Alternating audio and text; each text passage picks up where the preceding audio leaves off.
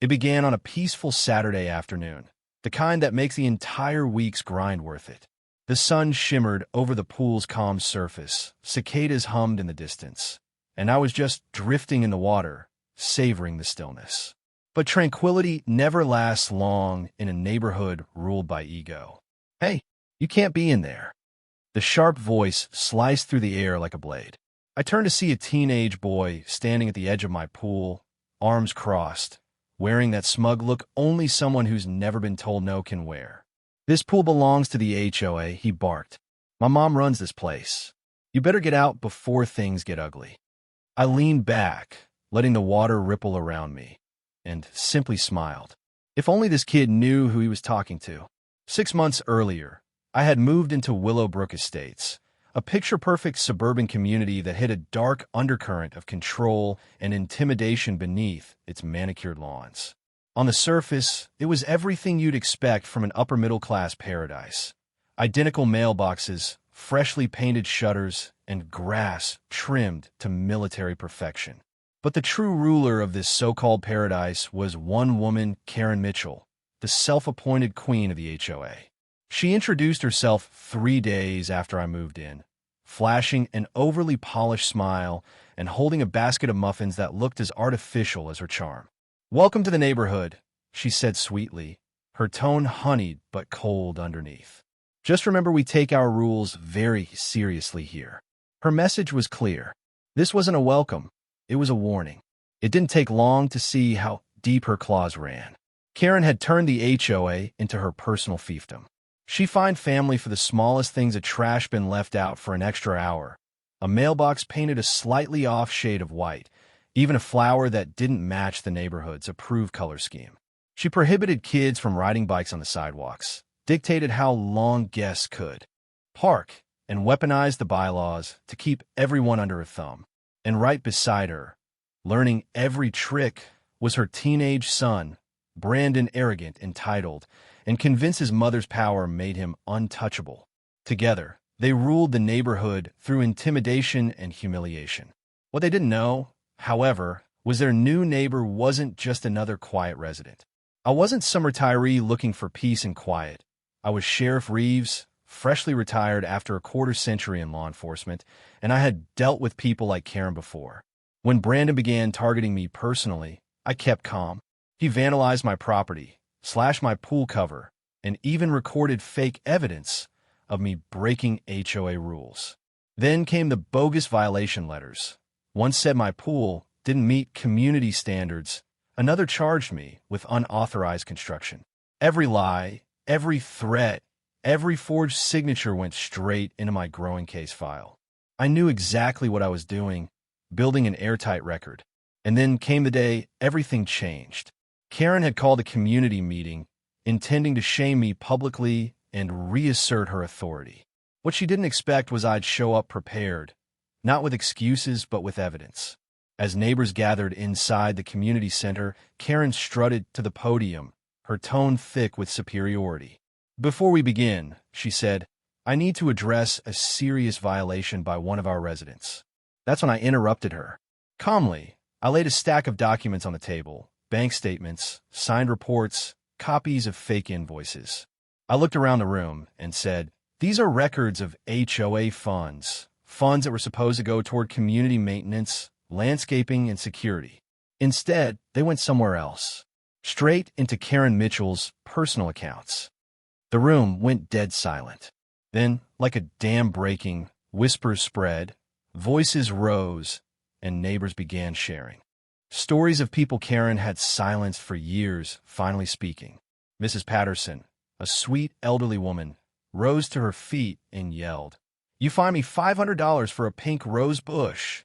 Another man piped in, "You towed my son's car for parking in front of our own house." Karen's perfect posture wavered. She stuttered, tried to regain control, but the truth was out. The HOA board, which had once obeyed her every command, now turned on her. Gerald Hutchins, the board's treasurer, stood up and said firmly, "I'm calling for an emergency vote to remove Karen Mitchell as HOA president, effective immediately." Every hand in the room went up. Every single one. Karen's voice trembled with rage. You're all traitors. After everything I've done for this community, Mrs. Patterson cut her off. No, got in. For 3 years, you've bullied us, threatened us, and stolen from us. It's over. The deputies escorted Karen and her son out of the building as the room erupted in applause. For the first time, Willowbrook Estates felt free. But justice doesn't end with applause.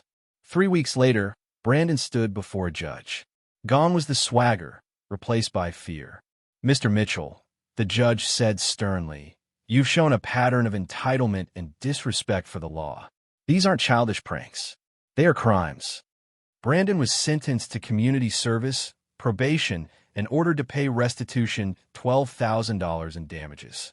He was also required to attend counseling and anger management. His mother, meanwhile, was drowning in legal trouble. The state launched an audit of her HOA management.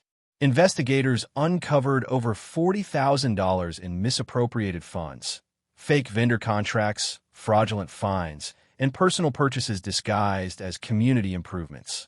Within weeks, 17 families filed lawsuits in a full-blown class action against Karen Mitchell for fraud, harassment, and emotional distress. Ironically, one of the residents she had terrorized was a civil rights attorney who'd moved to the neighborhood for peace. He now represented every victim pro bono. I've been documenting her behavior for 2 years, he told me. Your evidence sealed the case. 6 weeks later, the Mitchell home quietly went up for sale. No open house. No HOA-approved sign, just a silent surrender. I saw Karen one last time as she loaded boxes into a moving truck. Our eyes met. I half expected another threat, maybe even an apology. But she just looked away. Brandon started his community service soon after cleaning sidewalks and picking up trash in the same neighborhood he once ruled. The arrogance was gone. When he saw me, he walked over and said quietly, Sheriff Reeves, I just wanted to say, I am sorry. I studied him for a moment. Are you sorry you got caught, or sorry you did it? He hesitated. Both, but more for what I did. My mom made it seem like we were protecting the neighborhood. I didn't realize how much damage we were causing. I nodded. Good. Remember that. Consequences are meant to teach, not destroy. Months passed, and Willowbrook Estates changed completely. The new HOA board led by Gerald threw out Karen's oppressive rules. Garden gnomes returned to front lawns like tiny heroes reclaiming victory.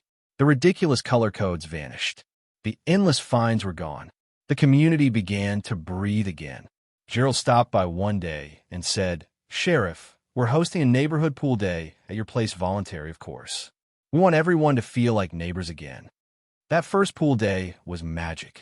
Kids splashing where Brandon once shouted orders. Mrs. Patterson bringing her famous potato salad. Marcus manning the grill, restored and repaired. Laughter replaced fear. As the sun dipped below the horizon and I watched my neighbors laugh freely for the first time, I realized why I'd become a sheriff in the first place. It wasn't about power or authority. It was about protecting people from those who abused both. Karen and her son had believed fear equaled control, that authority meant obedience. But they were wrong. Real strength comes from lifting people up, not pushing them down. That viral video Brandon once filmed, the one meant to frame me, ended up becoming his undoing. The unedited footage showed him trespassing, threatening, and demanding submission, spread like wildfire across the internet, becoming a cautionary tale of entitlement and abuse of power.